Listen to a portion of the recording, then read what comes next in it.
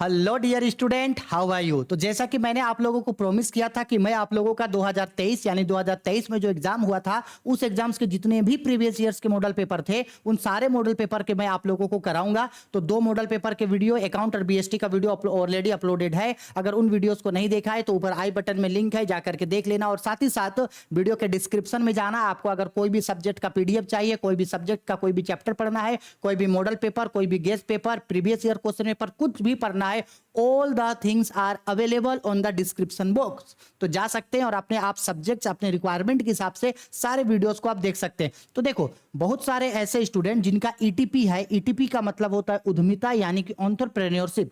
अब ईटीपी को स्टूडेंट, मैंने देखा है कि ईटीपी को बहुत सारे स्टूडेंट बहुत ज्यादा जो है वो मतलब डरे हुए रहते हैं कि बाप रे ईटीपी में क्या पढ़ेंगे, कैसे नहीं पढ़ेंगे। और ईटीपी में शुरुआत के जो कुछ चैप्टर्स हैं पढ़ने के लिए, बाप रे वो बहुत ही ज्यादा लेंदी और बहुत ही ज्यादा जो उसमें जो टेक्निकल वर्ड्स होते हैं वो बहुत ही ज्यादा अजीब वर्ड्स होते हैं। लेकिन टेंशन नहीं लो, हम है ना, don't be fear, I am here. हम है यहाँ, क्या टेंशन है आपको। हम आप लोगों को बाकी सब्जेक्ट तो पढ़ा ही रहे, ईटीपी भी जो है हम आप लोगों को पढ़ाएंगे। तो ईटीपी जिन भी स्टूडेंट का है, अगर वो स्टूडेंट ये चाहते हैं कि एग्जाम में उन लोगों का अच्छे नंबर से आए, तो जरूरी है कि आपको इस साल के मॉडल पेपर तो करने ही करने हैं। साथ साथ प्रीवियस ईयर के मॉडल पेपर, प्रीवियस ईयर के क्वेश्चन पेपर, प्रीवियस ईयर के गेस्ट पेपर, इन सारे चीजों को डेफिनेटली करना और हम सब चीज को आप लोगों को करवाएंगे। तो चलो आओ इस वीडियो में, जैसा आप देख सकते हैं, झारखंड शैक्षणिक अनुसंधान एवं प्रशिक्षण परिषद रांची यानी कि झारखंड मॉडल पत्र है, यानी कि मॉडल पेपर है 2023 में जो एग्जाम हुआ था उसके लिए। कक्षा 12 यानी क्लास 12, सब्जेक्ट क्या है भाई, ईटीपी एंटरप्रेन्योरशिप। और समझा दे रहे हैं,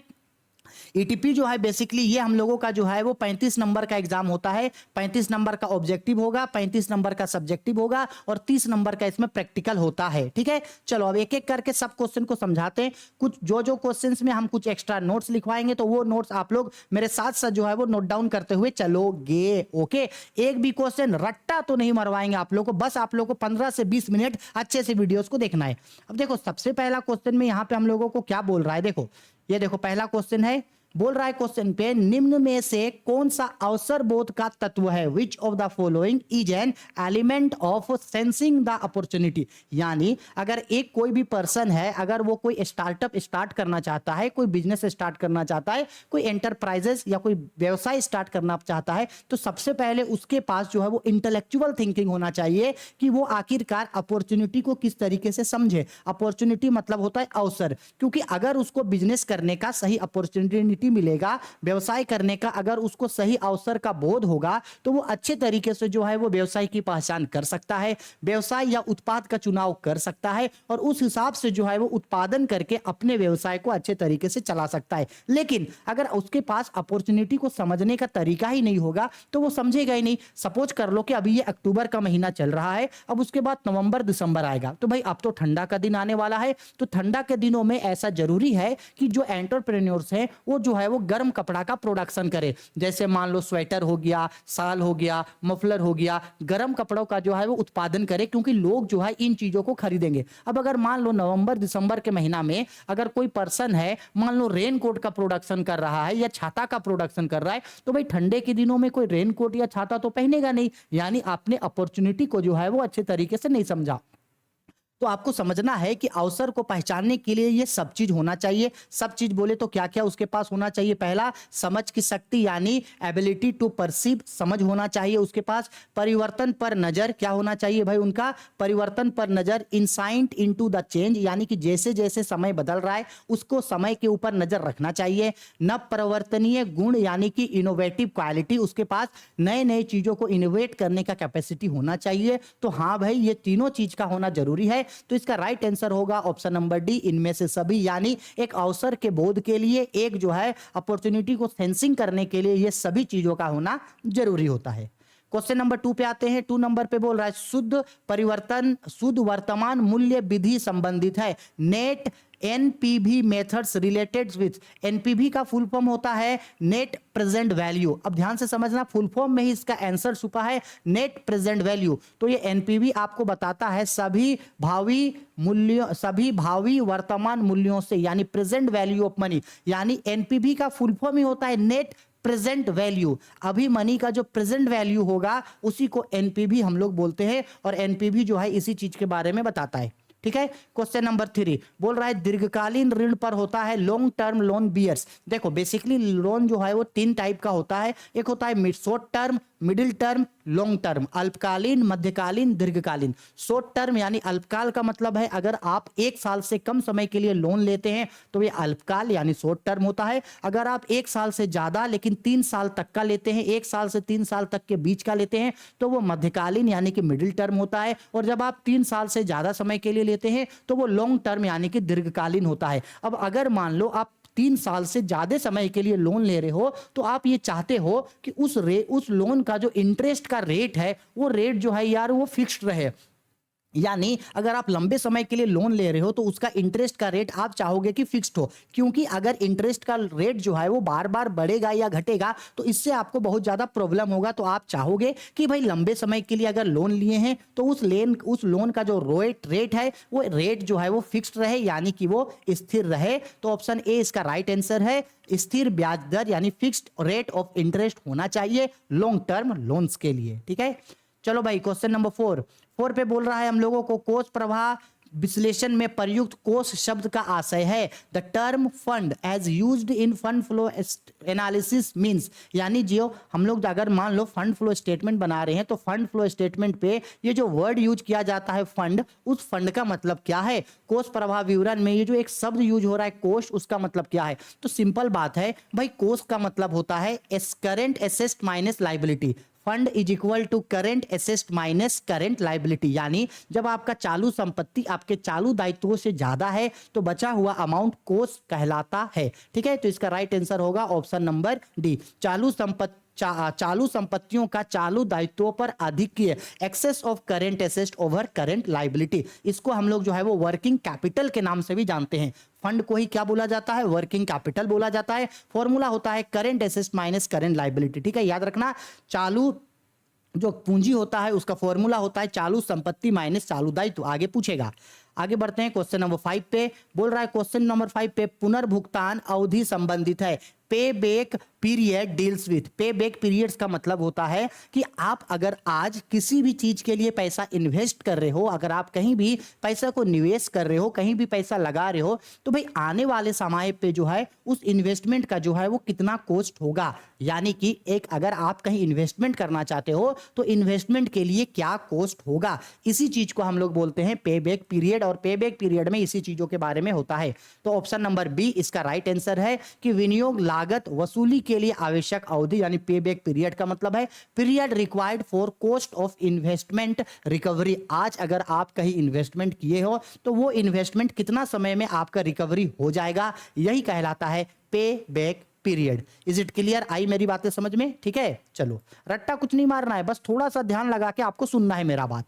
अंशदान यानी कि कंट्रीब्यूशन मींस, तो भाई कंट्रीब्यूशंस का मतलब नॉर्मल समझ लो, कंट्रीब्यूशन का मतलब होता है भाई प्रॉफिट। अब हमको पता है कि प्रॉफिट निकालने का फॉर्मूला होता है टोटल सेल्स माइनस कॉस्ट। अगर हम लोग सेल्स से जो है वो कॉस्ट को घटा देंगे तो जो बच जाएगा वो प्रॉफिट होगा। सिमिलर उसी को ही दूसरे नाम से पुकारा जाता है कंट्रीब्यूशन। कंट्रीब्यूशन का मतलब होता है हम लोगों का टोटल सेल यानी कि सेल्स माइनस वेरिएबल कॉस्ट।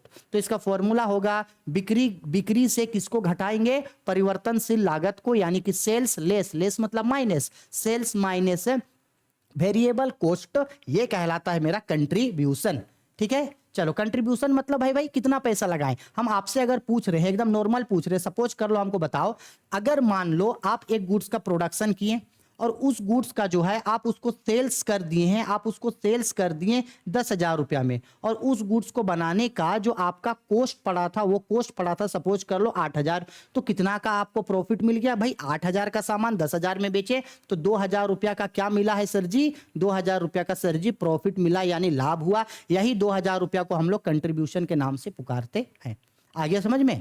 चलो आगे बढ़ते हैं क्वेश्चन नंबर 7 पे। 7 नंबर पे बोल रहा है बाजार की मांग को निम्न में से क्या कहते हैं। Market demand is also known as, तो बाजार की मांग को बाजार की भविष्यवाणी कहा जाता है, यानी market demand is known as market forecasting. ठीक है, बाजार मांग को बाजार की भविष्यवाणी यानी कि मार्केट डिमांड को डिमांड ऑफ फोरकास्टिंग कहा जाता है। ठीक है, चलो आगे बढ़ते हैं क्वेश्चन नंबर 8 पे। उद्यमीय पूंजी विचार उत्पन्न हुआ है। वेंचर कैपिटल व्यू वाज और ऑर्गेनाइटेड ऑर्गेनाइटेड इन, बोला गया है इनमें से किस देश के यहाँ सबसे पहले वेंचर कैपिटल का शुरुआत हुआ। तो याद रखना भाई अमेरिका, किसमें भाई अमेरिका में जो है। नॉर्मल बात है, अगर विश्व में कोई देश है जो बिजनेस के मामले में, एंटरप्रेन्योरशिप के मामले में, ईटीपी के मामले में अगर सबसे पहले स्टार्ट हुआ था तो वो अमेरिका में ही हुआ था। तो राइट आंसर है अमेरिका।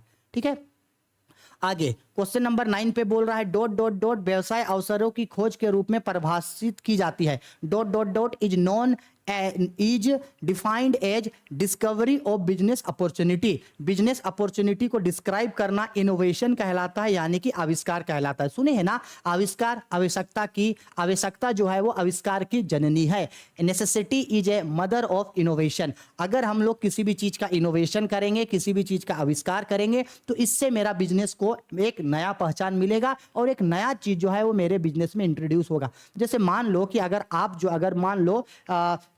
मान लो कि कोई चाय ही बेच रहे हैं, ठीक है, तो भाई चाय तो दुनिया में हर कोई बेचता है, तो आपका चाय स्पेशल हो या लोग आप ही का चाय पीने आए, इसका क्या गारंटी है। तो लोग क्या करते हैं, चाय के साथ साथ अलग अलग तरीके के चीज एक्सपेंड करने लगते हैं, अलग अलग चीज जो है वो आविष्कार करने लगते हैं। एक खास तरीके का चाय होता है वो जो कुल्हड़ में चाय दिया जाता है, एक चाय जो होता है वो शीशी का ग्लास में दिया जाता है, एक चाय जो आजकल एक तरीके का कॉर्न, मकई का एक तरीके का कटोरा आता है गिलास टाइप का, उसी में चाय डालो, चाय पियो और चाय पीने के बाद वो जो कॉर्न का डब्बा होता है वो भी खा जाओ, मतलब उसको खाने के रूप में यूज कर सकते हैं। तो ये जब नया चीज का आविष्कार करेंगे तो इससे आपका बिजनेस जो है वो एक्सपेंड होगा और बिजनेस में नया नया अपॉर्चुनिटी आएगा। तो इनोवेशन जो है वो अपॉर्चुनिटी को क्रिएट करता है।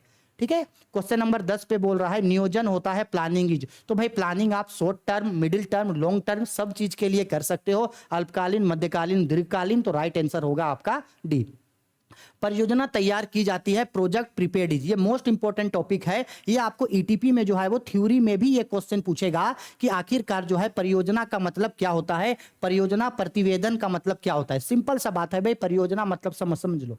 परियोजना का मतलब होता है प्रोजेक्ट। प्रोजेक्ट का मतलब होता है कि आपको अपने बिजनेस को चलाने के लिए एक ऐसा प्रोसेस, एक ऐसा प्रोजेक्ट, एक ऐसा रिपोर्ट तैयार करना है जिसमें से आप अपने बिजनेस को चलाने के लिए सभी चीजों के बारे में आप उसमें डिस्कस करोगे। और एक जो प्रोजेक्ट होता है उसमें बहुत सारे चीजों को आप इंक्लूड करके बनाते हो। एक प्रोजेक्ट में जरूरी नहीं है कि सिर्फ एक ही चीज इंक्लूड हो, एक प्रोजेक्ट में आप काफी चीजों को जो है वो इंक्लूड करते हो। इसलिए एक जो प्रोजेक्ट होता है उसको क्लस्टर ऑफ एक्टिविटीज बोला जाता है, मतलब कि क्रियाओं का समूहीकरण। एक प्रोजेक्ट के अंदर बहुत सारे एक्टिविटीज जो है वो होते हैं, आया समझ में। तो अब ये जो प्रोजेक्ट है ये कौन बनाता है, तो सर जी प्रोजेक्ट तो हर कोई बनाएगा, चाहे वो कोई प्रमोटर्स हो, चाहे वो कोई बिजनेस को चलाने वाला मैनेजर हो, या कोई स्टार्टअप चलाने वाला जो है कोई एंटरप्रेन्योर हो, हर कोई जो है वो प्रोजेक्ट बनाएगा। तब तो उसको पता चलेगा कि उसका बिजनेस किस डायरेक्शन में जाएगा, वो बिजनेस को किस तरीके से चला सकता है, उसका बिजनेस को चलाने के लिए क्या प्लानिंग है, वो किस तरीके से बिजनेस को डेवलप करेगा, हर चीज को जो है वो प्रोजेक्ट में बता सकता है। तो एक प्रोजेक्ट जो है वो सभी के द्वारा जो है वो तैयार किया जाता है, चाहे वो कोई भी हो। हाँ जी, ये बीएसटी अकाउंटेंसी का क्वेश्चन, आदर्श चालू अनुपात होता है आइडल करंट रेशियो। तो हम बताए थे आइडल करंट रेशियो हम लोगों का होता है, आइडल करंट रेशियो होता है 2:1। हाँ, और आइडल क्विक रेशियो या आइडल एसिड टेस्ट रेशियो या आइडल लिक्विडिटी रेशियो ये 1:1 होता है, याद रखना इसको। ठीक है, 13 नंबर क्वेश्चन पे बोल रहा है, थोड़ा सा और ऊपर कर लेते हैं। हाँ, 13 नंबर पे बोल रहा है ज्ञान अर्जन प्रक्रिया में सम्मिलित है, लर्निंग प्रोसेस इन्वॉल्व्स। अगर हम लोग कभी भी किसी भी चीज को लर्न करते हैं, किसी भी चीज को सीखते हैं, तो सीखने का क्या क्या प्रोसेस होता है, मनोभाव यानी कि क्यों। हाँ भाई, हम कोई भी चीज तभी सीख सकते हैं जब हमको उसके सीखने का अपने मन में होगा कि चलो भाई हम इस चीज को सीखते हैं। अगर मन ही नहीं करेगा तो आप उस चीज को नहीं सीख सकते हैं। संचालन यानी कि ड्राइव। हाँ, अगर आप किसी भी चीज को सीखना चाहते हैं तो आपको उसको खुद ड्राइव करना होगा, यानी खुद उसको एक्सपेरिमेंट करना होगा, सही है। अनुक्रिया यानी रिस्पॉन्स, यानी कि आप जो चीज सीखे हैं उस चीज के बारे में तर्क वितर्क आपको करना होगा, बिल्कुल सही। तो इसका राइट आंसर होगा ऑल ऑफ दीज, यानी राइट आंसर होगा डी। ठीक है, आगे बढ़ते हैं। नेक्स्ट क्वेश्चन पे पूछ रहा है प्रबंध है मैनेजमेंट इज। तो भाई ये तो भाई बिजनेस स्टडी का क्वेश्चन है, अभी अभी तुरंत ये बताए थे। तो प्रबंध जो है वो कला और विज्ञान दोनों होता है, management is both of art and science. ये तो नॉर्मल है, हम कई बार बताए हैं। हाँ, ये बहुत इंपॉर्टेंट क्वेश्चन है लेकिन उतना ही ज्यादा फनी इसका आंसर है। देखो, 15 नंबर क्वेश्चन पे बोल रहा है नियोजन भविष्य को पकड़ने के लिए बनाया गया पिंजड़ा है, ये कथन है। A plan is a trap to capture the future is a statement is of. अगर आप बीएसटी जो हम आप लोगों को पढ़ाए हैं, अगर आप अच्छा से पढ़े हैं तो आपको हम ये बताए थे कि किसने कहा था कि नियोजन जो है वो भविष्य को पकड़ने के लिए बनाया गया पिंजड़ा है, यानी नियोजन यानी planning is a trap to capture the future. Simple सा बात है, अगर हम आज किसी भी चीज के लिए प्लानिंग करेंगे कि मान लो कि हमको एग्जाम का तैयारी किस तरीके से करना है, ऐसे पढ़ना है, ऐसे पढ़ना है, ये करना है, अगर हम इस तरीके से किसी भी चीज का अगर हम प्लानिंग किए तो हम उसी के रिगार्डिंग जो है वो फ्यूचर में काम कर सकते हैं। तो प्लानिंग जो है वो फ्यूचर को पकड़ने के लिए बनाया गया एक ट्रैप, एक जाल है, बिल्कुल सही। लेकिन किसने ये स्टेटमेंट दिया था? तो सिंपल बात है भाई, फ्यूचर को पकड़ना है। किसको? फ्यूचर को। रिमेंबर, देखो हमको, देखो फ्यूचर को पकड़ना है। फ्यूचर से कौन आएगा? एलियन आएगा। बाप रे, कोई मिल गया फिल्म देखे हैं, क्रिस फिल्म देखे हैं। फ्यूचर से कौन आएगा? एलियन। जादू आएगा। फ्यूचर से कौन आएगा? एलियन आएगा। फ्यूचर से कौन आएगा भाई? एलियन। तो फ्यूचर को पकड़ेंगे यानी कि एलियन को पकड़ेंगे, तो एलियन से याद रहेगा एलन। है ना, कितना फनी। अगर एलन सच में इस बात को सुनेगा ना, हमको पिटाई करेगा कि तुम मेरा नाम क्या कर रहे हो। लेकिन सिंपल बात है भाई, नियोजन भविष्य को पकड़ने के लिए बनाया गया पिंजड़ा है, और भविष्य से कौन आएगा? एलियन आएगा। एलियन को पकड़ेंगे। किसको पकड़ेंगे? एलियन को पकड़ेंगे। तो एलियन से वर्ड याद रहेगा एलन। लाइफ में कभी नहीं भूलोगे इस चीज को, ठीक है। चलो आगे, क्वेश्चन नंबर 16। एक परियोजना है, ए प्रोजेक्ट, हम अभी बताए थे गतिविधियों का समूह होता है, क्लस्टर ऑफ एक्टिविटी होता है इसमें, ठीक है। 17 नंबर प्रारंभिक रहता है, ओपनिंग स्टॉकेज। तो भाई एक जो ओपनिंग स्टॉक होता है वो एप्लीकेशन ऑफ फंड यानी कि कोषों का प्रयोग है। ओपनिंग स्टॉक मतलब क्यों ओपनिंग स्टॉक जो है वो कोषों का प्रयोग क्यों है? देखो सपोज कर लो हम लोग जो है ये एक हम लोग बिजनेस स्टार्ट किए, हम सभी लोग मिलकर के एक स्टार्टअप स्टार्ट किए, एक बिजनेस स्टार्ट किए। अब इस बिजनेस को स्टार्ट करने के लिए हम लोग कैपिटल लगाएंगे, तो जो कैपिटल लगाएं वो हम लोगों का किस तरीके का कैपिटल लगा भाई? ओपनिंग कैपिटल यानी कि ओपनिंग स्टॉक लगाएं। अब मान लो जो ओपनिंग स्टॉक है, इसी ओपनिंग स्टॉक से ही ना बिजनेस चलाएंगे, यानी इस ओपनिंग स्टॉक को हम लोग क्या करेंगे? इस ओपनिंग स्टॉक को हम लोग यूज करेंगे। यूज करने को ही बोला जाता है एप्लीकेशन। यूज करेंगे तो स्टॉक चला जाएगा ना, तो इसी को बोला जाता है कि एप्लीकेशन। हाँ भाई, तो ओपनिंग स्टॉक क्या है? एप्लीकेशन। हाँ, सोर्सेज ऑफ फंड का मतलब है कि हमको जहां से पैसा मिलेगा वो कहलाता है sources of fund. Is it clear?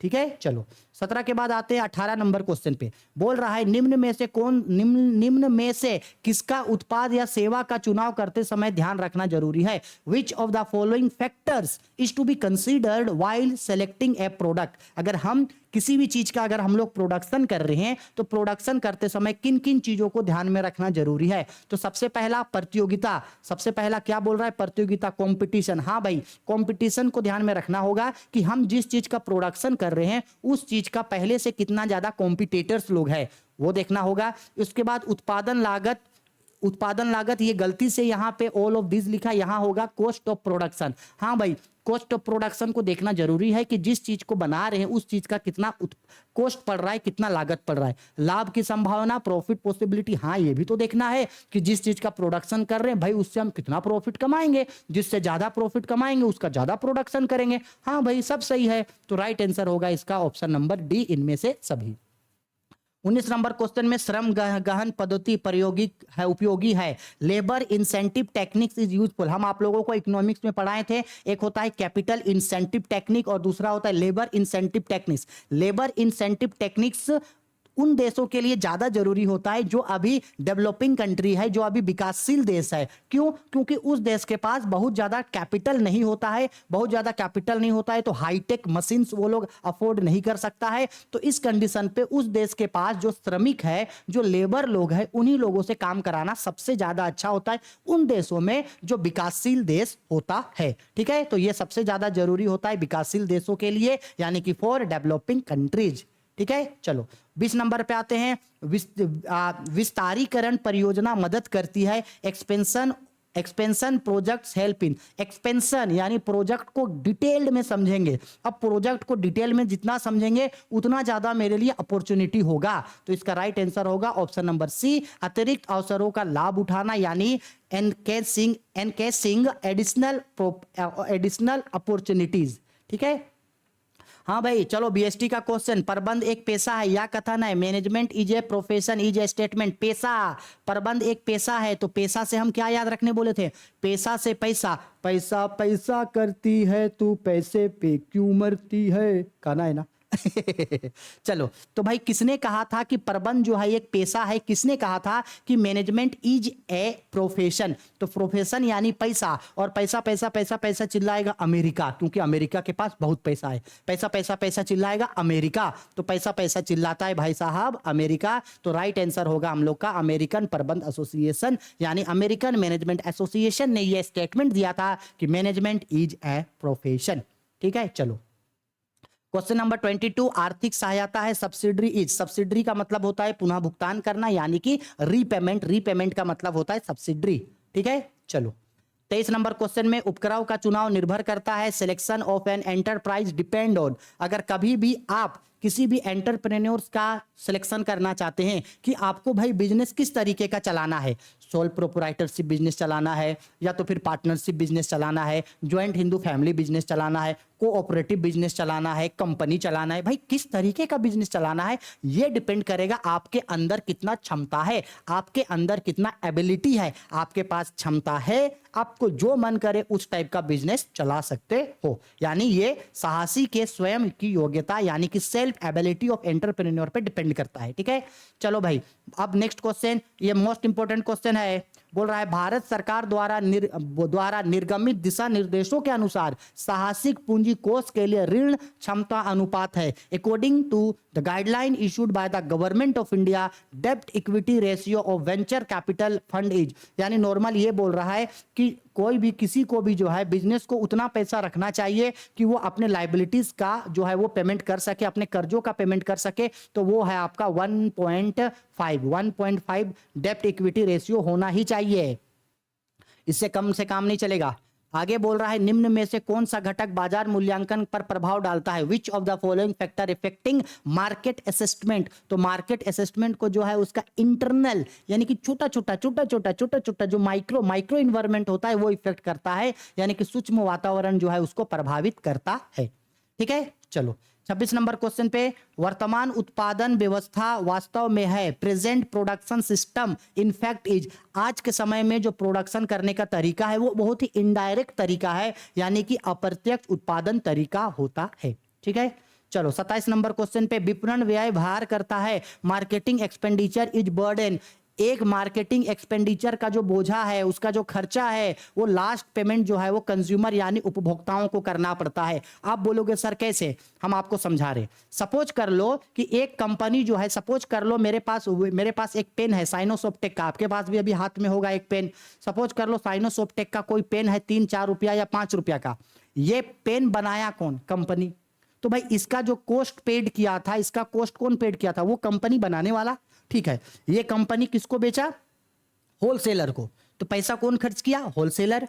Wholesaler किसको दिया? किसको बेचा? रिटेलर को। तो पैसा कौन पेड किया? रिटेलर। और लास्ट में रिटेलर यानी छोटा मोटा दुकान से कौन खरीदा? हम खरीदे, आप खरीदे, हम सब खरीदे, हम ही सब खरीदे लास्ट में। अब लास्ट में खरीदे तो देखो ये कॉस्ट लगा था उस पे जो बनाया, लेकिन इसका सबसे लास्ट पेमेंट हम खरीदे भाई, हम कंज्यूमर हैं, हम उपभोक्ता हैं, हम खरीदे। तो लास्ट पेमेंट किसको करना पड़ा? हमको करना पड़ा। तो विपणन भार किसको सहना पड़ता है भाई? उपभोक्ताओं को सहना पड़ता है। आया समझ में? क्योंकि हर कोई को तो पैसा मिल जाता है, लास्ट में इसका पेमेंट कौन करता है? बेचारा उपभोक्ता, हम लोग, आप लोग, क्योंकि फाइनल कंज्यूमर हम ही लोग हैं इसका, लास्ट कंज्यूमर हम ही लोग हैं इसका। तो विपणन भार किस पे होता है? उपभोक्ताओं पर होता है। ठीक है, चलो आ रहा है समझ में?